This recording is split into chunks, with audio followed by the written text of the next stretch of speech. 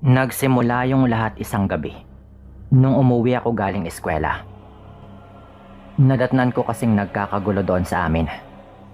Nandoon si Mang Eloy at ang asawa nitong si Aling Mildred. Mga kababaryo namin ang mga ito. Sigaw sila ng sigaw sa labas ng bahay namin. Merong dalang itak si Mang Eloy at galit na galit ito dahil sinabi daw ng nanay ko na aswang yung asawa niyang si Aling Mildred. Yung tatay ko naman ay nandoon din sa may pinto ng bahay namin at meron ding hawak na itak. Hinahamon niyang lumapit si Mang Eloy doon habang pinipigilan din siya ng nanay ko. Kinakabahan ako syempre. Lalo nga nung makita ko rin na umiiyak yung nakababata kong kapatid na babae. Nerbiyosa po kasi ito at kung minsan ay nahihimatay dahil sa kaba. Tumakbo ako agad palapit. Mang Eloy, baka pwede naman po itong pag-usapan ng maayos.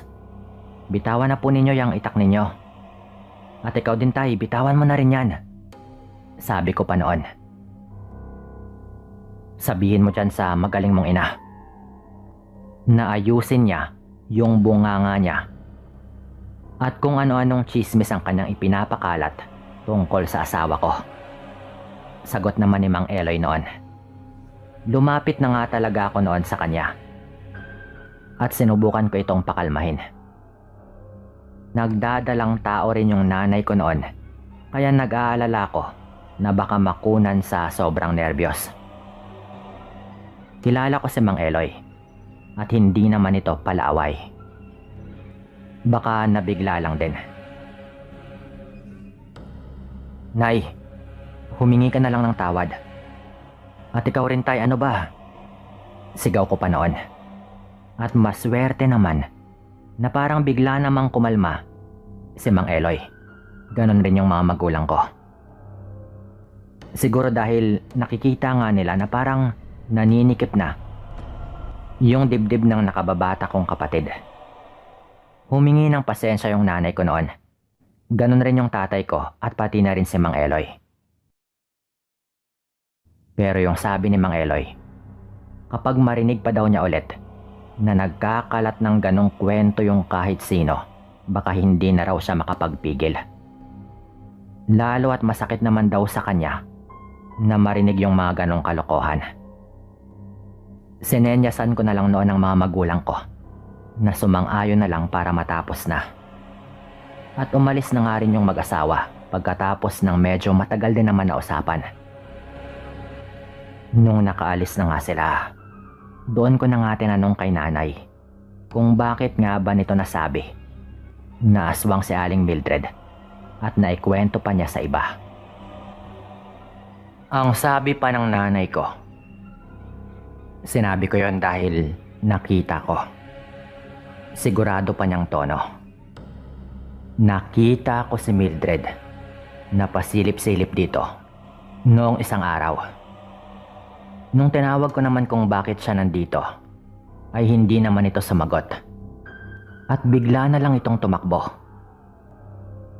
Pero hindi ko siya agad napuntahan dahil nga meron pa akong mahalagang pupuntahan sa bayan.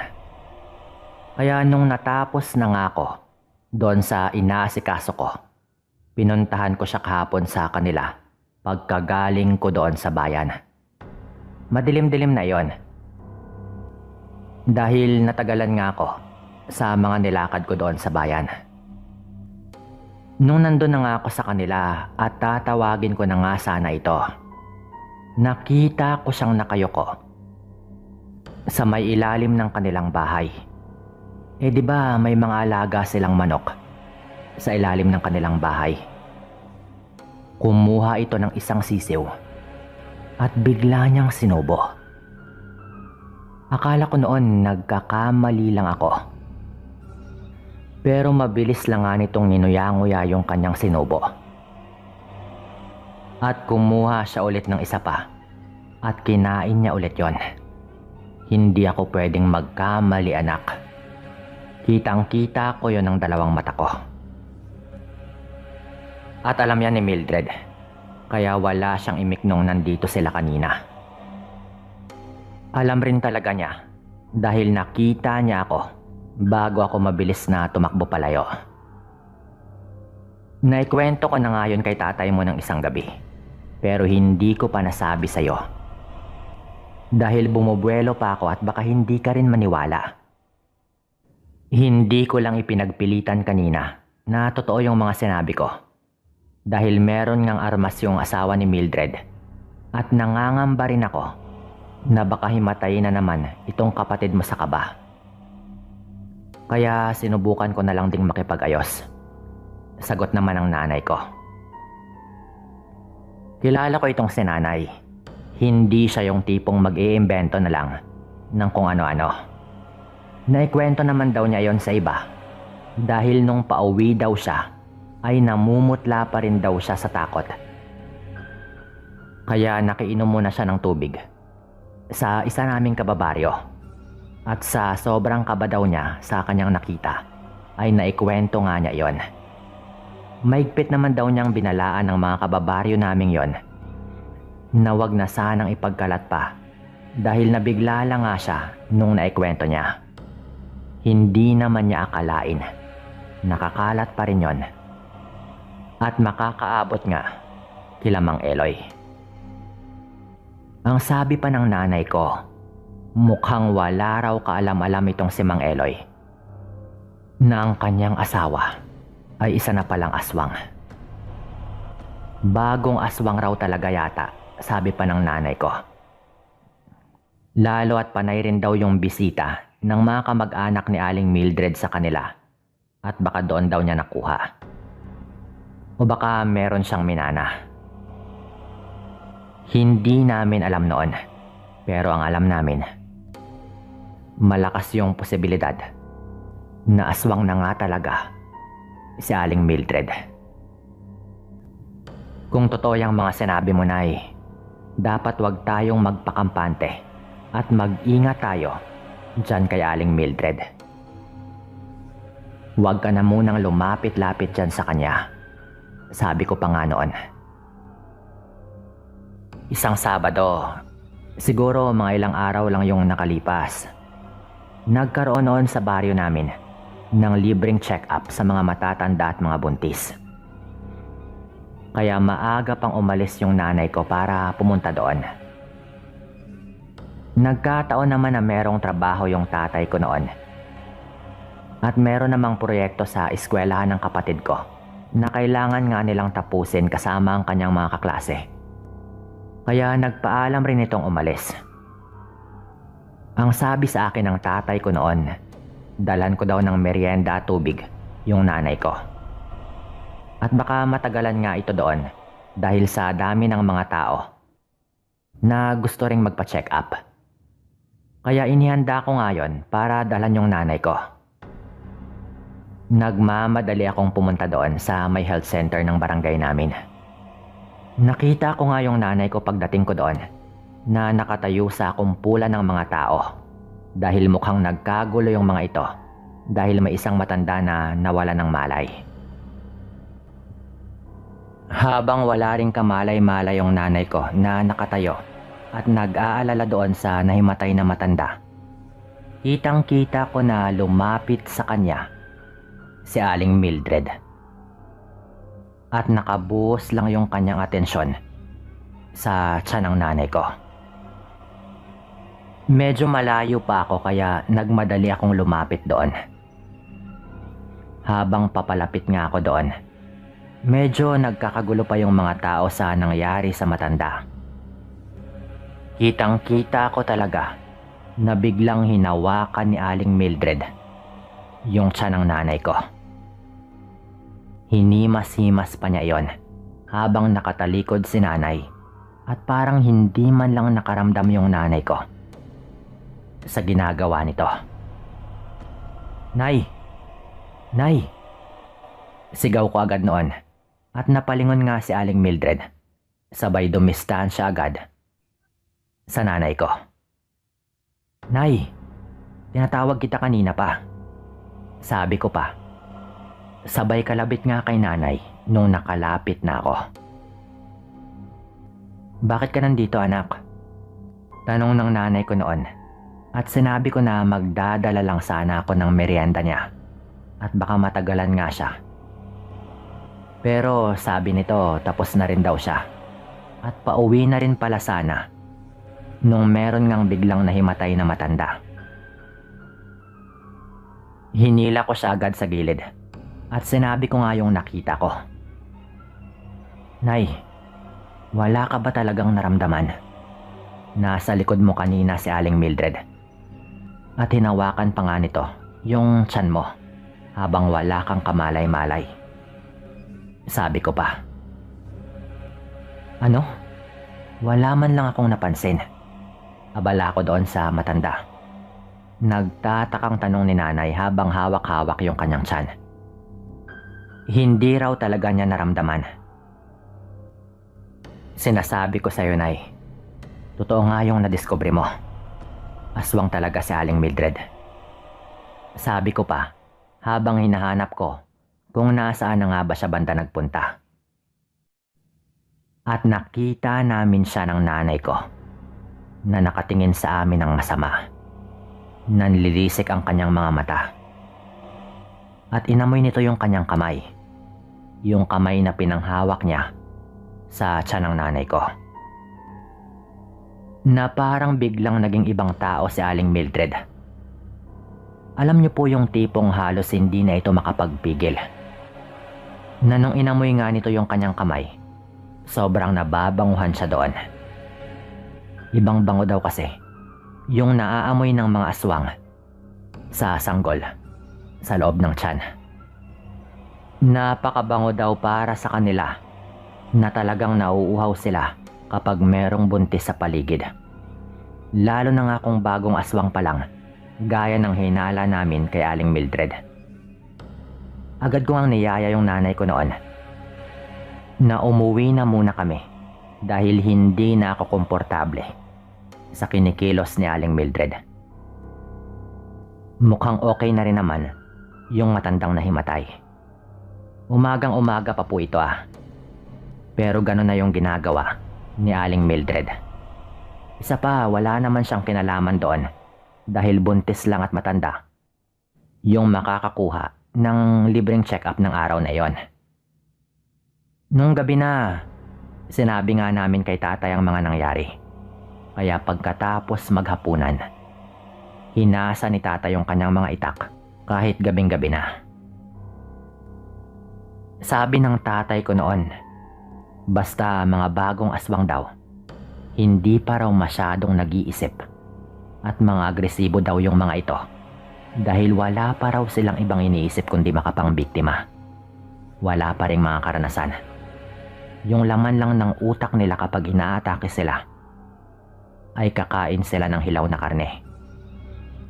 Iba raw yung uhaw ng mga bagong aswang Kaya siguradong pupunta daw yun ulit sa bahay namin. Sinabihan din ako ng tatay ko noon na wag matulog ng maaga dahil magbabantay-bantay daw muna kami. Delikado na raw kasi kapag isa walang bahala pa yung kakaibang mga kinikilos ni Aling Mildred. Bandang 11:00 po ng gabi noon. Antok na talaga ako. Tulog na rin nga yung kapatid ko at yung nanay ko habang nasa labas naman yung tatay ko na hindi ko lang alam kung nasaan banda. Ako naman ay nasa kusina at nagtimpla na lang muna sandali ng kape. Habang nagtitimpla ako ng kape, nakaramdam ako ng kakaiba. Bigla akong kinilabutan na hindi ko maipaliwanag. Pakiramdam ko noon, merong nakatingin sa akin. Hinanap ko sa mga bintana doon sa may kusina. Pero wala. Hanggang sa mapatingin nga ako sa may maliit na bintana sa may lababo. At napansin ko na merong mga mata na nakasilip doon. Natigilan ako sandali. Pero nagtama talaga ang aming mga paningin. Nagkunwari pa rin ako noon na wala akong nakita. Pero hinahanap ko na nga sa mata ko kung saan ko ba banda na ipatong yung kutsilyo. Nainihanda ko nga kung sakaling merong mangyari. Bago ko pa man mahanap yon, sumulyap ako ulit ng tingin doon sa maliit na bintana at wala na po yun doon. Agad ko nga ring narinig na meron nang tumatakbo sa labas ng bahay. Sinundan po agad yon ng mga sigaw ng tatay ko. "Nandito siya, anak! Nandito yung aswang!" Sigaw pa ng tatay ko noon at naririnig kong parang nagpang-abot talaga sila ng kung ano mang nasa labas. Dinampot ko agad yung kutsilyo. Narinig ko na nga ring nagising sila nanay. Kaya sinabi ko lang sa kanila na wag silang lalabas ng bahay. At ako na nga yung lumabas para tignan kung ano nga bang nangyayari. Paglabas ko po, Sir Dan, nakita kong dinudumog na yung tatay ko ng isang babae. Kaya tumakbo nga ako agad at gamit yung kutsilyo, nagawa ko pong saksakin yung binti nun. Buhaghag yung buhok nun at nagaangil na parang galit na galit. Dahil sa ginawa ko ay nakawala yung tatay ko at tatagain na nga sana niya nung biglang merong sumigaw. Wag maawa ka. Wag mo siyang tagain. Asawa ko yan." Sigaw ng boses ng lalaki. Paglingon namin, si Mang Elo yon. Pero hindi pa talaga namin makilala yung babae dahil ibang-iba yung itsura nito. Nakakatakot yon, pero dahil nandun nga si Mang Eloy, nakumpirma na rin namin na walang iba yon kundi si Aling Mildred. Niyakap niya agad ang kanyang asawa, pero panay pa yung angil nito at nagpupumiglas kaya hindi namin binitawan ang mga armas namin. Nagmamakaawa noon si Mang Eloy sa asawa niya. Parang gusto pa rin yung tagain ng tatay ko. "Maawa kayo. Huwag niyong gawin yan. Ngayon ko lang din nalaman. Nagising ako at wala siya sa tabi ko. Bukas rin yung bintana namin sa kwarto. At sa labas nun, meron ngang mga bakas kaya naisip ko agad na baka doon siya dumaan. Naalala ko rin agad na baka dito ito pumunta at hindi nga ako nagkamali. Mabuti na lang at nagmadali akong pumunta dito." "Tama na, Mildred. Labanan mo yan." Wika pa nga ni Mang Eloy noon na halatang hindi siya makapaniwala. Dahil sa ginawa niya, ay unti-unting naging normal yung itsura ni Aling Mildred noon. At ang sabi nito ay hindi raw niya gusto ang ginagawa niya. Hindi raw talaga niya mapigilan eh. Wala raw siyang kontrol. Pero kumalma na rin ito. Nakiusap si Mang Eloy noon na sana ay wag naming ipagsabi. Tapos agad nga silang umalis. Kung hindi siya dumating, baka napatay talaga namin ng tatay ko yung kanyang asawa. Nanahimik kami noon hanggang sa malaman na lang din namin mula mismo kay Mang Eloy na kinuha daw ng kanyang mga kamag-anak si Aling Mildred. Ang sabi pa ni Mang Eloy noon, mukhang sa kanila lang din daw nakuha ng kanyang asawa ang pagkaaswang nito. Lumipas yung panahon at dahil na siguro sa mga nangyari at mga revelasyon, naghiwalay si Mang Eloy at Aling Mildred. Hindi na bumalik sa lugar namin si Aling Mildred at nag-asawa na nga rin ng iba, si Mang Eloy. Ang sabi noon ni Mang Eloy, mas mabuti na rin daw siguro yon. Wala naman din silang anak at hindi na rin daw talaga komportable si Mang Eloy sa pamilya ni Aling Mildred. Dahil mukhang gusto rin daw siyang gawing aswang. Hindi na nga namin nakita pang muli noon si Aling Mildred. At yun din siguro ang mas mabuting mangyari. Yung ipinagbubuntis naman ng nanay ko, naipanganak naman niya ito ng maayos. Hanggang dito na lang din po itong kwento ko at maraming salamat sa inyong lahat.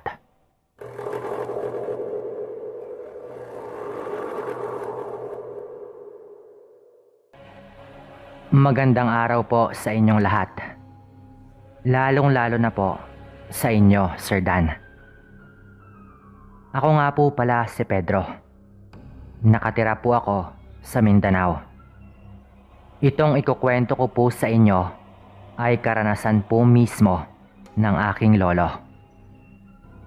Yung mga ganitong kwento, yung hindi mo na maririnig na mangyayari sa panahon ngayon.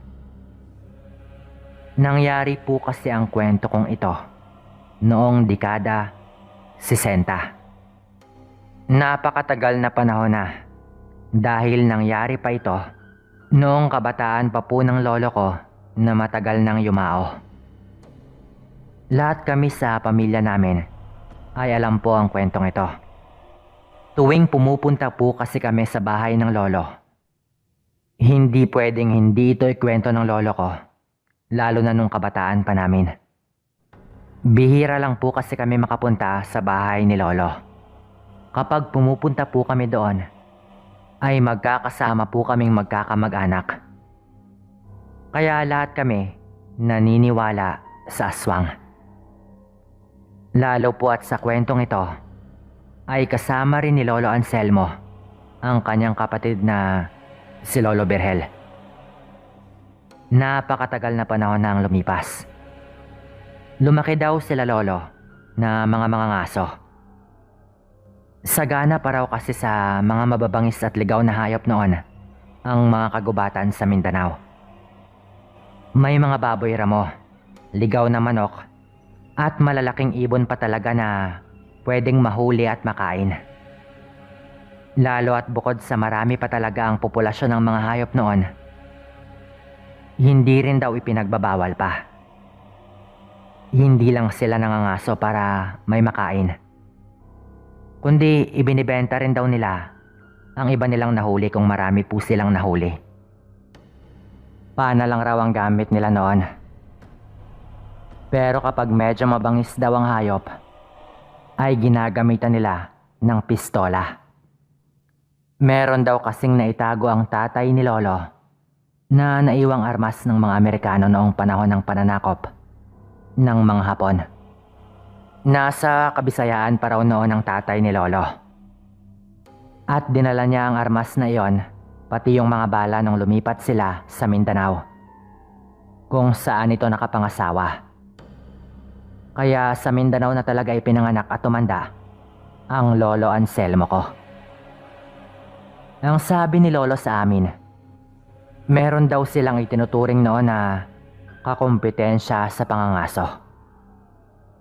Hindi mga kapwa nila mga ngaso, kundi mga nilalang na kapag inaatake ay naghahanap din ng makakain sa mga kagubatan.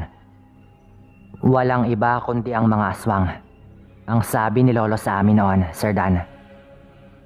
Marami daw aswang noon sa Mindanao.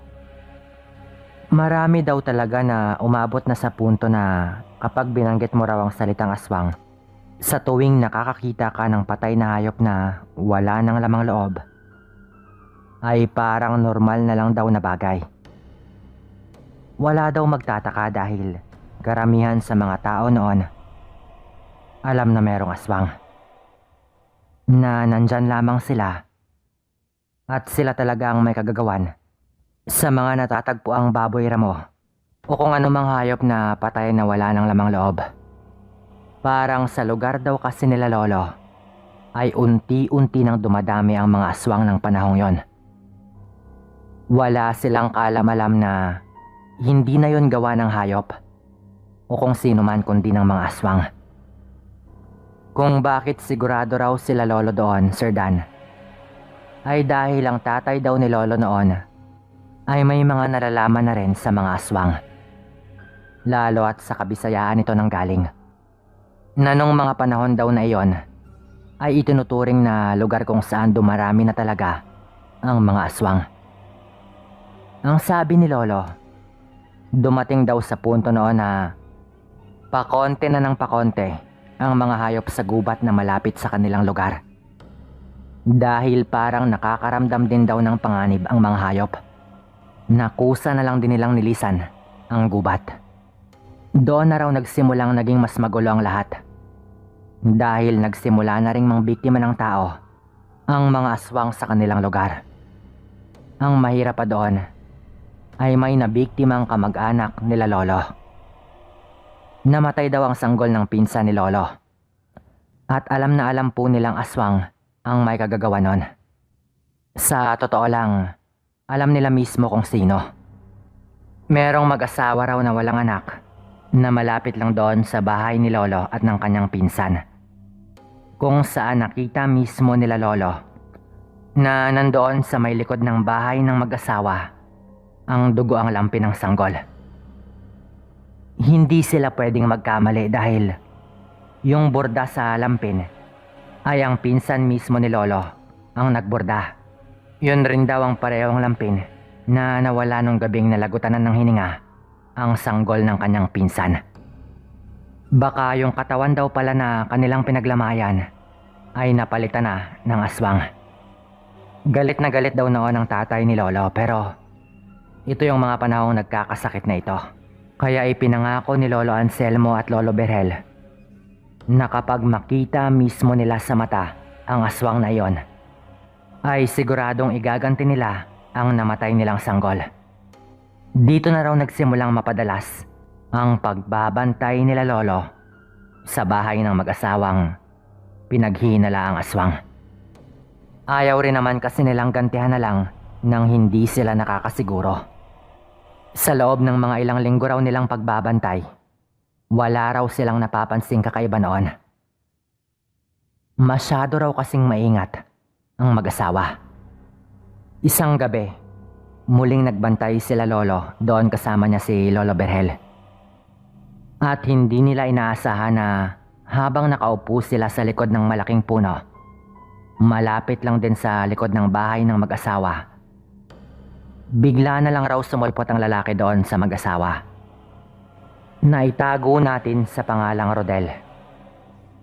Ang mga naging pag-uusap po nilang babanggitin ko dito ay hango sa pagkakaalala ko sa paulit-ulit ng pagkwento ng lolo ko sa amin. Nandito na naman kayo.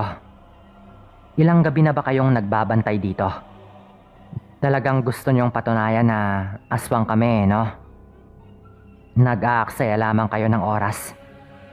Galit pa raw na wika ng lalaking yon. Wala kaming sinabing ganyan. Sa'yo mismo nang galing yan. Pero sinasabi ko sa'yo, kapag nahuli ka namin, papatayin kita. Wika naman daw ni Lolo. Dahil daw doon ay umalis sila Lolo doon na talagang galit na galit sa kanila itong si Rodel. Doon na po nagsimula ang alitan. Kinabukasan mismo nun, nagulantang sila Lolo nang makita nilang nakabulagta na sa lupa ang mga alaga nilang manok. Marami-rami raw yon lalo at ikinukulong din nila Lolo ang mga ligaw na manok nilang nahuhuli sa gubat.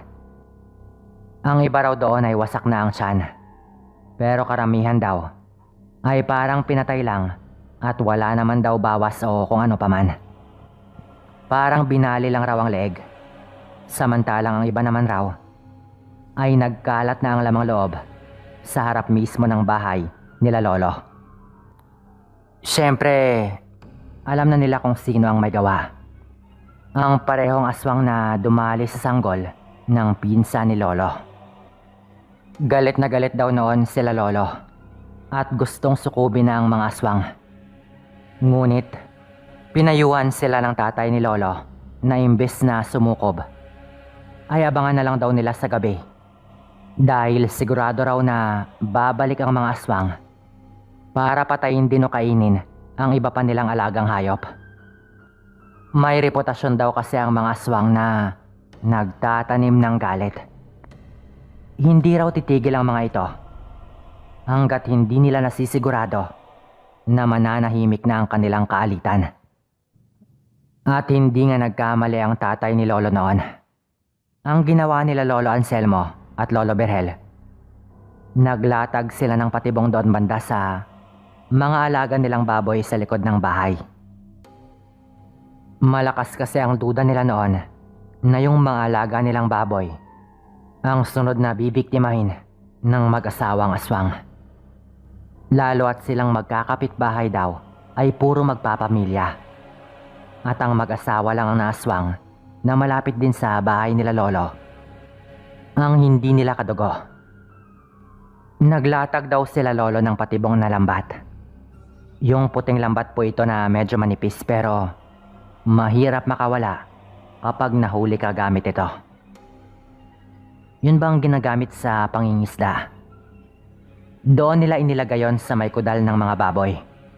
Nagukay sila doon at inilatag nila sa itaas ang lambat.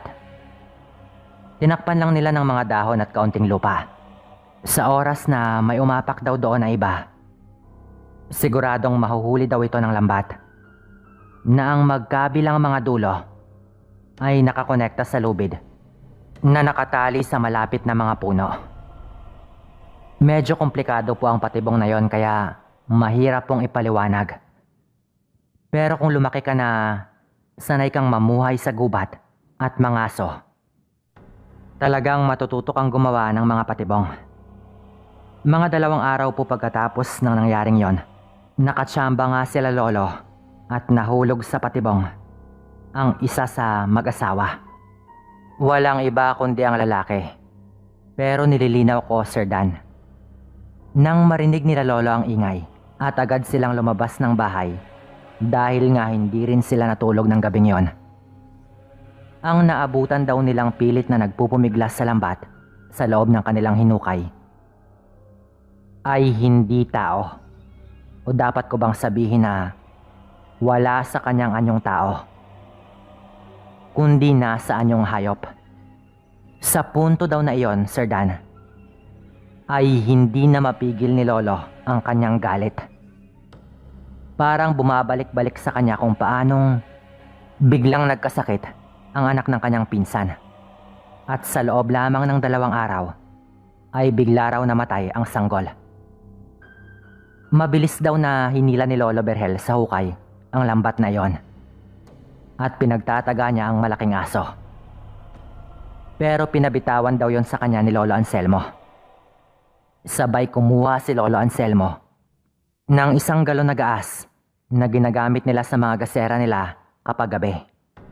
Masyadong nangibabaw ang galit ni Lolo na wala na siyang pakialam noon kung kailangan pa bang antayin nilang bumalik yon sa kanyang anyong tao. Ang nasa isip lang daw noon ni Lolo ay ang sinabi sa kanya ng noon ay nakaratay na sa higaan niyang ama na kapag nahuli nila, huwag na nilang aksayahin pa at patayin agad nila. Yun nga lang ay isang marahang pagpatay ang naisip ni Lolo. Binuhusan daw niya ng gas yung malaking aso na naroon pa rin sa hukay na nakapulupot pa sa lambat. Sabay agad niya po iyong sinilaban. Ayon pa kay Lolo, tanging yung angil ng hayop habang nasusunog ang katawan daw ang kanilang naririnig noon. Unti-unti raw yung nagbalik sa kanyang anyong tao habang nasusunog.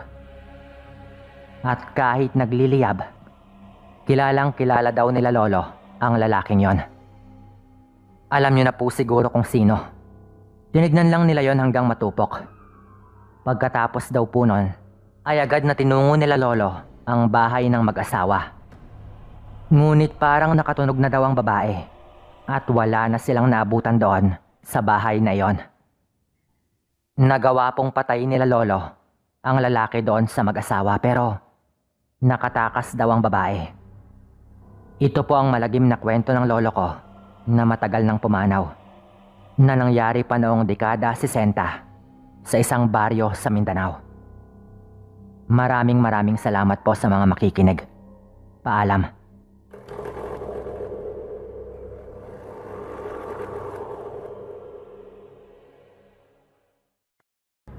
Binabati ko kayong lahat. Tawagin ninyo ako sa pangalang Roel. Tubong Negros Oriental. Nasa 54 na ang edad sa ngayon. Nangyari ang kwentong ito, dekada 80. Noong mga panahong nakatira pa kami sa isang may pagkaliblib na baryo. Ngayon kasi ay nakalipat na kami pero sa parehong probinsya pa rin. Lumipat lang kami ng baryo nung may nabili kaming lupa doon. Nagsimula ang lahat isang umaga nung kinompronta kami ng isang kababaryo tungkol sa isang insidente. Galit na pumasok sa bakura namin si Mang Donato. Kababaryo rin namin at kilalang medyo barumbado sa baryo. Inaakusahan nito yung tatay ko na nagnakaw daw ng alaga nilang manok. Yung tatay ko lang daw kasi yung madalas na dumaan doon banda sa kanila kahit medyo madilim ng araw minsan. Kaya wala raw siyang ibang hinala kundi yung tatay ko lang. Nung marinig yun ng tatay ko, nagalit ito agad. Maayos po na tao yung tatay ko. Hindi ito yung tipong magnanakaw ng manok. At mas lalong napakalabo nun. Dahil kami mismo, ang dami naming alagang manok. Mas marami pa sa pinagmamayarian ni Mang Donato. Alam ko yon dahil ako mismo yung nag-aalaga sa mga manok namin. At mapapansin ko talaga kapag merong dumagdag sa mga alaga namin. Pagtayo ng tatay ko, mahinahon pa rin siyang nagpaliwanag kahit galit na rin. Ano ka ba naman, Donato? Ang tagal ko nang dumadaan dyan banda sa inyo. Ngayon mo pa talaga ako pinagdudahan. Nakita mo naman na dihamak na mas marami naman yung mga alaga naming manok. Hindi ko ipagpapalit ang kahihiyan ko para lang sa isang manok. Lalo na sa manok mo. Hindi ko magagawa yan sa'yo. Sabi noon ng tatay ko. Pero nagpaliwanag naman si Mang Donato na hindi lang daw isa o dalawa yung nawawala sa kanyang mga alaga. Kung hindi daw gabi, ay baka sa umaga ninakaw dahil wala daw tao sa bahay nila kapag umaga. Pareho kasi silang may trabaho ng kanyang asawa at ng kanyang anak. Mawalang galang na sa pamilya ninyo, Donato Pero may mga katabi kayong bahay, dalawa. Mga kamag-anak mo rin pero baka sila lang Kahit halugugin mo pa yung mga kulungan ng mga alaga namin, wala kang mapapala. Sabi noon ng tatay ko. Inisa-isa nga ni Mang Donato yung mga kulungan at wala siyang nakitang kahit ano sa kanyang mga alaga. Sa inis yata nito sa nangyari, bigla niyang sinipa ang ilan sa mga kulungan dahilan para matumba ang mga ito. Doon na hindi nakapagpigil yung tatay ko. Nilapitan niya si Mang Donato at sinuntok. Natumba yon sa may kulungan din banda. Nung akmang gaganti pa ito ay kumuha na ako ng itak dahil hindi na rin ako nakatiis pa. Sige, subukan mo. Ikaw yung nanggulo dito, Mang Donato. Wala kaming ginagawa sa'yo. Bakit mo pinagtutumba yung mga kulungan? Sabi ko po noon. Tumayo lang si Mang Donato at pinagbantaan pa nito kami. Huwag lang kayong magpapahuli. May araw rin kayo. Sabi pa nga nito na parang hindi pa rin kumbinsido na hindi nga totoo ang kanyang hinala sa amin. Umalis itong galit na galit. Grabe naman. Sa lintik na manok lang na yan, magkakaroon pa tayo ng kaaway. Sana binigyan na lang natin. Total, ang dami naman nating manok. Sabi ng tatay ko noon. Akala namin noon hindi naman lalala dahil ganun talaga si Mang Donato. Pero mali kami dahil isang araw, naglalakad kami ng tatay ko papunta sa lupang aming sinasaka nung makasalubong namin yung tatay ni Mang Donato. Tawagin natin siyang Lolo Eduardo. Hinarang po nito kami at ang sabi nito, ang lakas ng loob niyong suntukin yung anak ko Mag-ingat-ingat kayo. Baka hindi ninyo kilala ang binabangga ninyo. Pagbabanta pa po nito. Hindi na sumagot yung tatay ko. Hindi namin pinatulan. Lalo at uugod-ugod na nga rin yung matanda na ito. Hanggang isang gabi po, Sir Dan. Nagulat kami nung pag-uwi ng tatay ko. Puno na ito ng galos. Pagpasok nito sa pinto, ang sabi agad nito, tinambangan ako. May nanambang sa akin. Buti na lang at ito lang yung aking tinamo. Nasaksak ko rin yung nilalang. Sabi agad ng tatay ko noon. Sino ba, Tay? Tanong ko naman. Hindi ito sino, kundi isang aswang. Tinambangan ako sa daan. Bigla na lang may hayop na umatake sa akin. Malaki at nagliliwanag yung mga mata. Mabuti nga at meron akong dalang armas. Kumaripas ito ng takbo palayo nang magawa ko rin siyang saksakin. Sabi pa ng tatay ko noon. Yung kanyang kamay yung merong mga galos. Parang mga kalmot pero mababaw lang. Sinabi ng nanay ko noon na humingi na kami ng tulong sa barangay pero pinigilan siya ng tatay ko dahil hayop yung umatake sa kanya. At wala naman daw talagang maniniwala sa amin na aswang yon na nagpalit lang ng anyo. Gayon pa man, sigurado raw yung tatay ko dahil hindi daw talaga yon ordinaryong hayop at parang kilala daw siya na inabangan daw talaga siya. Kung kilala ka nun, sino? Tanong ko pa noon. At ang sabi ng tatay ko, iisang pamilya lang naman daw yung kalaban namin at yun lang daw talaga ang kanyang naiisip. Nabigla ako noon dahil parang ang labo lang na aswang talaga. Pero kung iisipin ngang mabuti, sila lang naman yung merong motibo. Tinanong ko yung tatay ko kung saan niya banda nasaksak at sa katawan lang daw. Sa tingin raw ni tatay, yung matanda talagang si Lola Eduardo ang kanyang nakaengkwentro. Malabo daw na si Mang Donato at baka yung tatay daw talaga nito. Hindi naman malubha ang mga sugat ng tatay ko kaya napagkasunduan naming puntahan ng palihim yung bahay ng matandang si Eduardo. Itong bahay niya na ito ay katabi lang din ng bahay ng kanyang anak na si Mang Donato. Ang sabi ng tatay ko, titignan lang daw namin at hindi kami maghahanap ng gulo. May gusto lang daw siyang makumpirma. Pumayag naman ako noon, Sir Dan. Umalis kami ni tatay, naitak lamang yung aming dala. Ang sabi sa akin ng tatay ko, titignan lang daw namin sa bahay nila at kung medyo delikado daw ay piliin naming umalis na agad. Umalis nga kami ni tatay. Ang balak namin ay makumpirma lang kung aswang ba talaga yung pinaghihinalaang matanda. Hindi na kami nag-aksaya pa ng oras noon. Yung galos ng tatay ko, binaliwala lang muna niya dahil lang mahalaga ay mapuntahan agad namin yung bahay ng matanda. Pagdating namin doon banda, may ilaw pa sa loob ng bahay nila Lola Eduardo.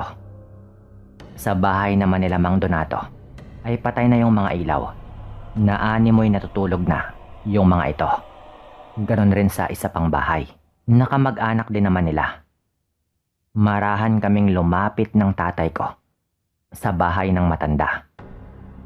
Inuna namin sa kusina pero wala kaming makitang tao nung sumilip kami doon. Tapos mayroong mga nagsasalita sa may bandang kwarto.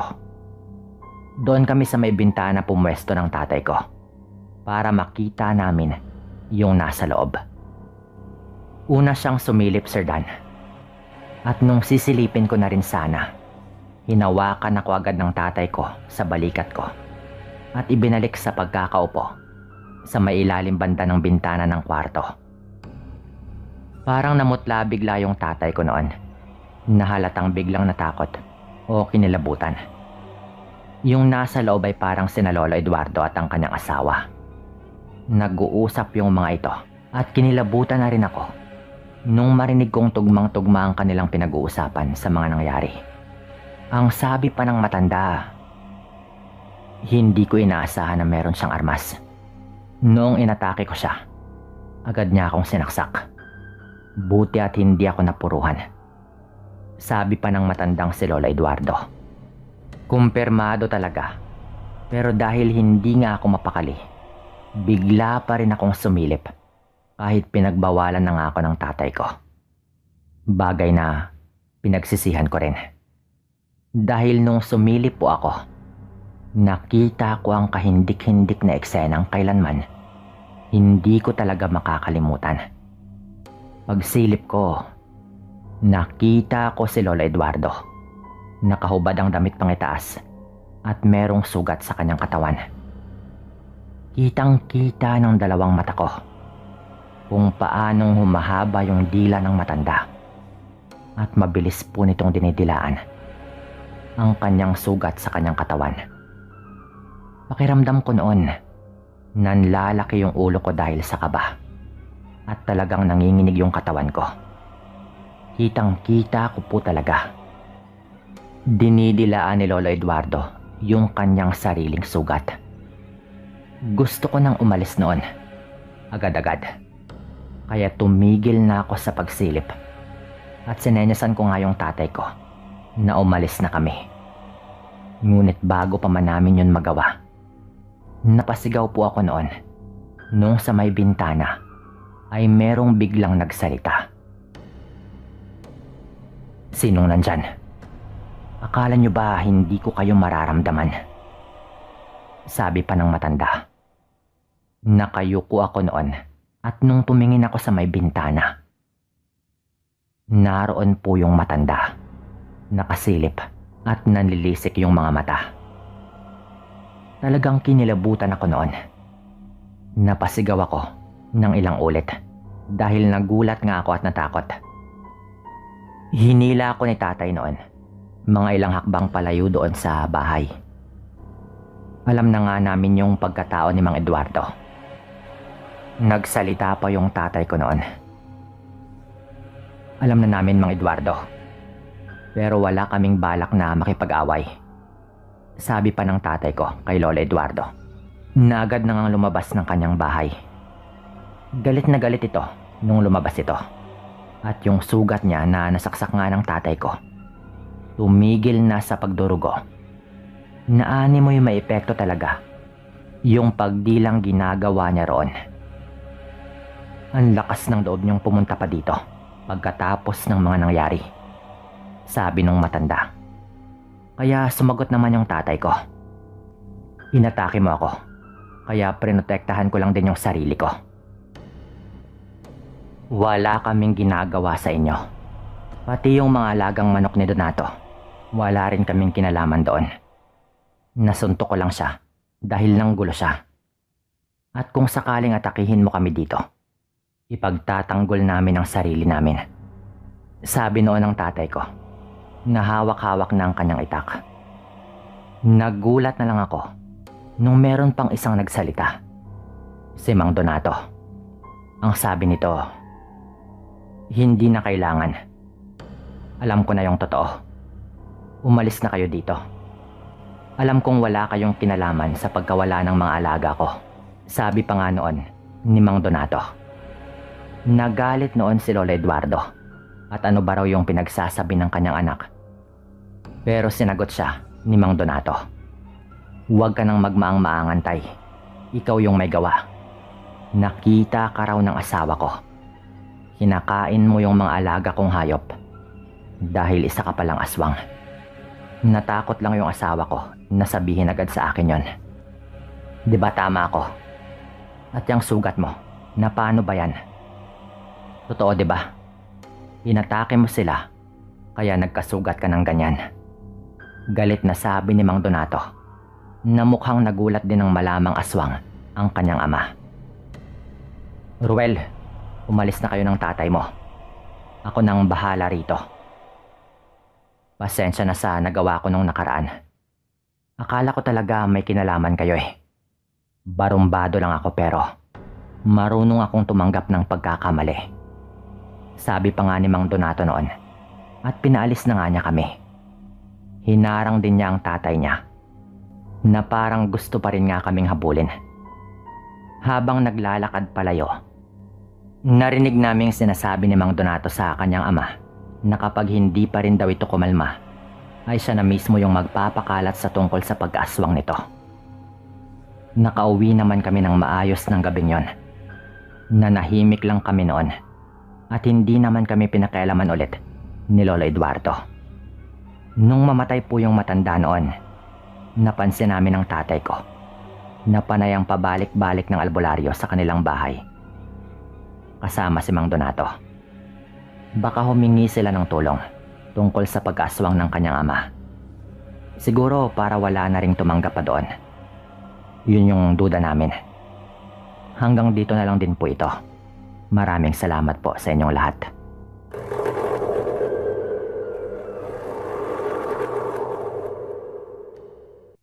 Magandang araw o gabi sa aking mga tagapakinig. Ngayon ay muli tayong magbabahagi ng padalang kwento. Pero bago yan, baka maaaring pindutin mo muna ang subscribe button. Tara, magsimula na tayo sa kwento. Hello po sa lahat. Huwag niyo po sanang pagtawanan at husgahan yung pamagat. Dahil ang ikukwento ko po sa inyo ay totoong karanasan ng nanay ko. Ito lang talaga ang gusto kong pamagat kasi nirekomenda lang din ng anak ko. Huwag niyo rin po sanang idamay si Sir Dan kung hindi niyo nagustuhan ang pamagat. Konektado po talaga sa tiktik ang ikukwento kong ito. Tawagin niyo po ako sa pangalang Belinda. Ang kaisa-isang anak ng mga magulang ko. Naitago na lang din natin sa pangalang Sharon at Kiko. Noong mga panahong yon, nasa 28 taong gulang pa lang ang nanay ko. 1 taon pa lang silang kasal ng aking tatay Kiko. Maswerte naman na nagbuntis agad si nanay dahil talagang naiinggit na siya sa kanyang mga kaibigan na noon ay may mga anak na. Sa kanilang magkakaibigan, medyo siya kasi ang huli na nakapangasawa. Nasa edad na rin naman siya at kasal na rin. Kaya wala namang problema talaga kung naisin na niyang magkaanak. Ang ipinagbubuntis noon ni nanay, syempre, walang iba kundi ang napakabait niyang anak. Ako. Ilang taon na rin naman siyang kumakayod para makapag-ipon at ganun din naman si tatay. Ito ay kahit pareho silang hindi nakapagtapos ng kolehiyo. Kung bakit ay malamang problemang pinansyal. Kaya pareho silang nagtrabaho na lamang agad.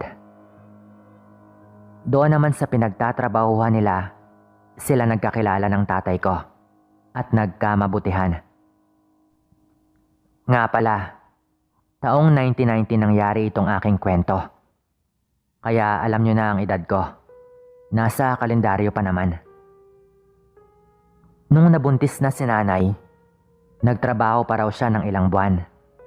Pero nung medyo malaki na ang kanyang tiyan, syempre pinatigil na muna siya ni tatay sa pagtatrabaho. Dahil doon ay lumipat na muna sa bahay namin ang nakababatang kapatid ni nanay, ang tita Teresa ko.